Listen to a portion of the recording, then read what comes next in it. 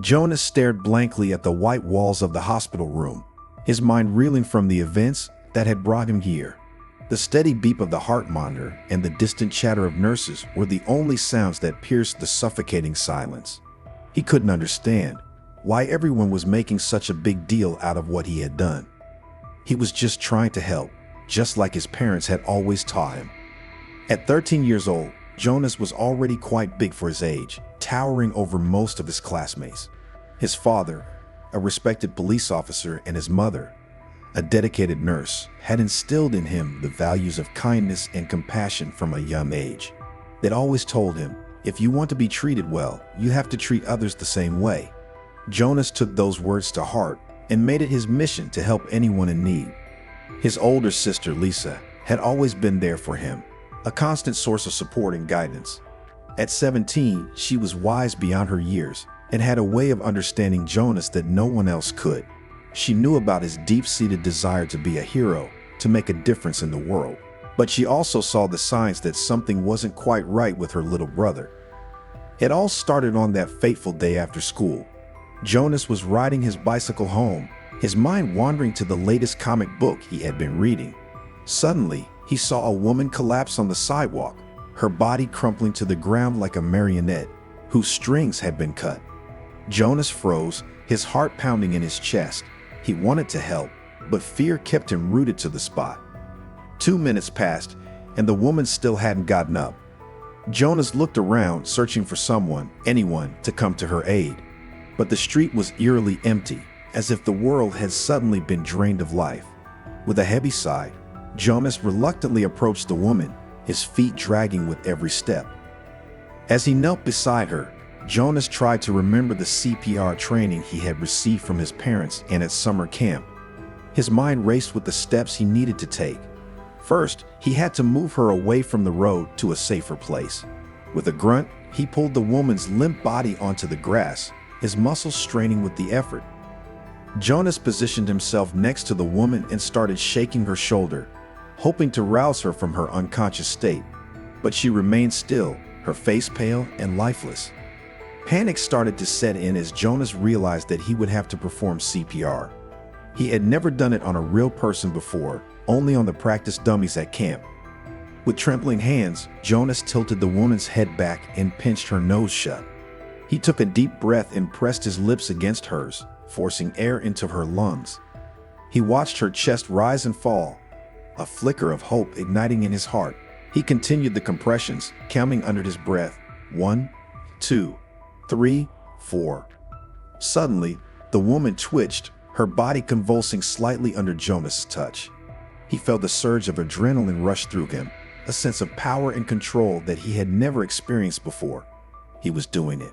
He was saving her life. He was being a hero, just like he had always dreamed of. But as Jonas continued the compressions, his enthusiasm gave way to something darker, something more twisted. He pressed harder, his hands sinking deeper into the woman's chest with each thrust. He didn't notice the sickening crack of her ribs or the way her skin turned a mottled shade of blue. He was lost in the moment, consumed by the rush of playing God. Lisa, who had been walking home from her part-time job, spotted Jonas from across the street. She squinted her eyes, trying to make sense of the scene before her. When she realized what was happening, she broke into a run, her heart pounding in her ears. As Lisa approached, she saw the woman's lifeless body and the manic gleam in Jonas' eyes. She knew something was terribly wrong. She called out to him, her voice shaking with fear. "Jonas, stop. You're hurting her." But Jonas didn't hear her. He was too far gone, too consumed by his own twisted fantasies of heroism. Lisa had to physically pull him away from the woman, her hands gripping his shoulders with a strength she didn't know she possessed. Jonas struggled against her, his eyes wild and unfocused. "I have to save her, Lisa. I have to be a hero," he screamed, his voice raw and desperate. Lisa's heart broke as she watched her little brother unravel before her eyes. She knew he needed help, more help than she could give him. With shaking hands, she pulled out her phone and dialed 911, her voice trembling as she explained the situation to the operator. The paramedics arrived within minutes, their sirens piercing the quiet suburban street. They rushed to the woman's side, their movements quick and precise. Lisa watched as they loaded her onto a stretcher, her body limp and unresponsive. She prayed that they weren't too late, that Jonas hadn't done irreparable damage. As the ambulance sped away, Lisa turned to Jonas, who was sitting on the curb, his head in his hands. She sat down next to him, her arm wrapped around his shoulders. "Jonas, what happened?" she asked softly, her voice filled with concern. Jonas looked up at her, his eyes brimming with tears. "I just wanted to help, Lisa. I just wanted to be a hero." Lisa's heart ached for her brother, for the pain and confusion he must be feeling. "I know, Jonas, but sometimes trying to help can do more harm than good." Jonas shook his head, his face twisted with anguish. "I don't understand. I did everything right. I followed all the steps. Why didn't it work?" Lisa sighed, her mind racing with the gravity of the situation.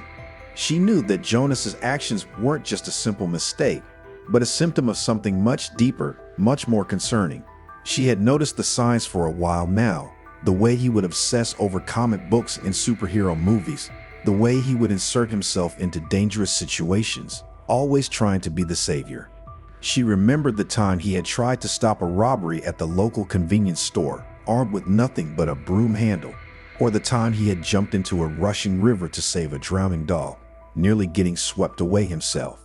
Lisa had always chalked it up to youthful exuberance, to the natural desire to make a difference in the world. But now she realized that it was something more, something much more insidious. Jonas's parents arrived home that evening to find Lisa and Jonas sitting at the kitchen table, their faces somber and drawn. Lisa had spent the afternoon trying to explain to Jonas the gravity of what he had done, the potential consequences of his actions. But Jonas remained stubborn, convinced that he had done nothing wrong.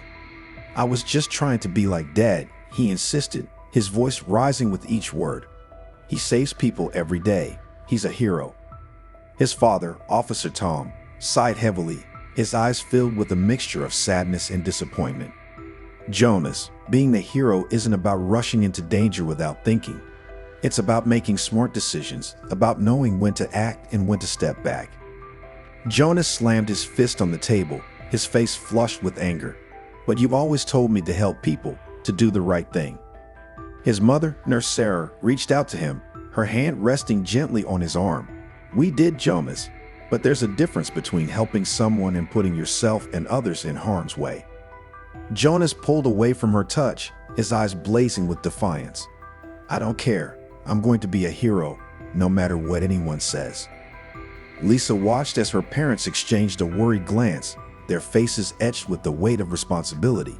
She knew that they were thinking the same thing she was, that Jonas needed help, professional help, before something even worse happened.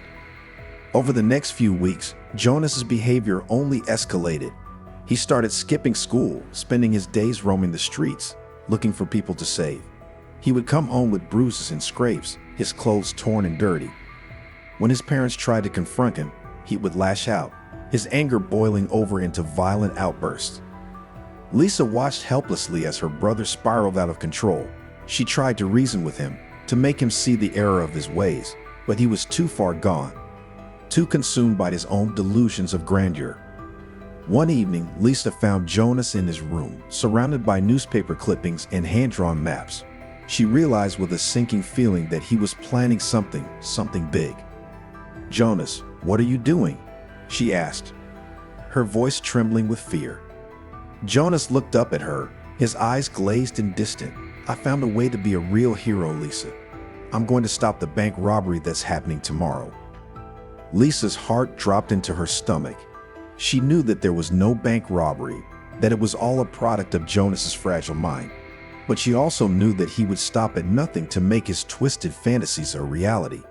She tried to reason with him, to convince him that it was all in his head, but he wouldn't listen. He pushed past her, his face set with determination, and ran out the house, his backpack slung over his shoulder. Lisa chased after him, her heart pounding in her chest. She caught up to him just as he was about to board a bus, his hand reaching for the door. "Jonas, please," she begged, her voice choked with tears. "Don't do this. It's not real." For a moment, Jonas hesitated, his hand hovering over the door handle. Lisa thought she saw a flicker of recognition in his eyes, a glimmer of the old Jonas, the one who was kind and gentle and wouldn't hurt a fly. But then his face hardened and he pushed her away, his voice cold and unyielding. "You don't understand, Lisa. You never did." He boarded the bus, and Lisa watched helplessly as it pulled away, her brother's face pressed against the window, his eyes fixed on some distant horizon. The next few hours were a blur of sirens and flashing lights, of frantic phone calls and tearful pleas. Lisa and her parents raced to the bank, their hearts in their throats, praying that they would get there in time. When they arrived, the scene was chaos. Police cars surrounded the building, their lights painting the streets in a dizzying kaleidoscope of red and blue. Officers in full tactical gear stormed the entrance, their weapons drawn, their faces grim with determination. And there, in the middle of it all, was Jonas, his arms raised in surrender, his face a mask of confusion and fear. Lisa watched as the officers tackled him to the ground, their bodies slamming into him with a sickening thud. She ran towards him, her screams drowned out by the deafening roar of the sirens. But she was too late. The officers dragged Jonas away, his body limp and unresisting, his eyes blank and unseeing. In the days that followed, Lisa and her parents tried to piece together what had happened. They learned that Jonas had stormed the bank, armed with nothing but a toy gun and a backpack full of comic books. He had demanded that the tellers hand over all the money, claiming that he was there to stop a robbery that only existed in his own mind. The officers had no choice but to arrest him, to treat him like a criminal, even though he was just a sick, confused child. Lisa's heart broke as she watched her brother being led away in handcuffs, his face streaked with tears, his voice hoarse from screaming. In the weeks that followed, Jonas was diagnosed with a hero complex, a rare and little understood disorder that caused him to seek out dangerous situations in a desperate attempt to prove his worth. He was admitted to a psychiatric hospital where he received round-the-clock care and treatment. Lisa and her parents visited him every day, their faces etched with worry and exhaustion. They watched as he slowly started to improve, as the medication and therapy started to chip away at the walls he had built around himself. But even as Jonas started to heal, Lisa knew that their lives would never be the same. The trauma of what had happened, the guilt and the shame and the fear, would always be with them, a shadow that followed them wherever they went. She often found herself lying awake at night, her mind replaying the events of that fateful day, wondering if there was anything she could have done differently, anything she could have said or done to prevent the tragedy that had befallen her family. But deep down, she knew that it wasn't her fault, that Jonas's illness was something that no one could have predicted or prevented. All she could do was be there for him, to love him and support him, no matter how hard it got. As the months passed, Jonas slowly started to improve. He was released from the hospital and started attending therapy sessions 3 times a week. He learned coping mechanisms and strategies for managing his hero complex, for channeling his desire to help into more constructive outlets. He started volunteering at a local animal shelter, spending hours playing with the dogs and cats, giving them the love and attention they so desperately craved. He found solace in their unconditional affection, in the way they looked at him with such trust and devotion. Slowly but surely, Jonas started to rebuild his life. He went back to school, his teachers and classmates welcoming him with open arms. He joined the debate team and the drama club, his natural charisma and intelligence shining through in everything he did.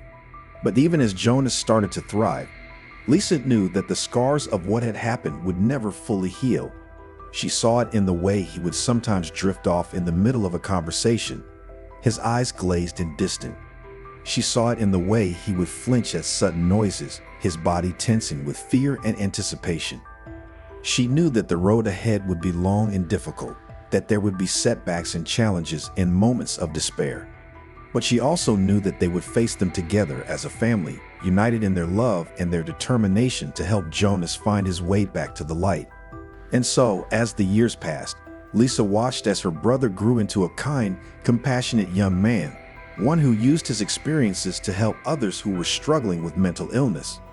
He became an advocate and a speaker, sharing his story with the world, inspiring others to seek help and to never give up hope. Lisa knew that Jonas would always carry the weight of what had happened, that the memories of that dark time would always be a part of him. But she also knew that he had found a way to turn his pain into something beautiful, something that could make a difference in the world. And as she watched him take the stage at his college graduation, his cap and gown billowing in the breeze, his face beaming with pride and accomplishment, Lisa felt a sense of peace wash over her. She knew that no matter what challenges lay ahead, no matter how dark the night might seem, there would always be a glimmer of hope, a chance for redemption and renewal. For Jonas had shown her that even in the darkest of times, even when all seems lost, there is always a way forward, always a reason to keep fighting, always a chance to be a hero in the truest sense of the word. And that, Lisa knew, was the greatest gift of all.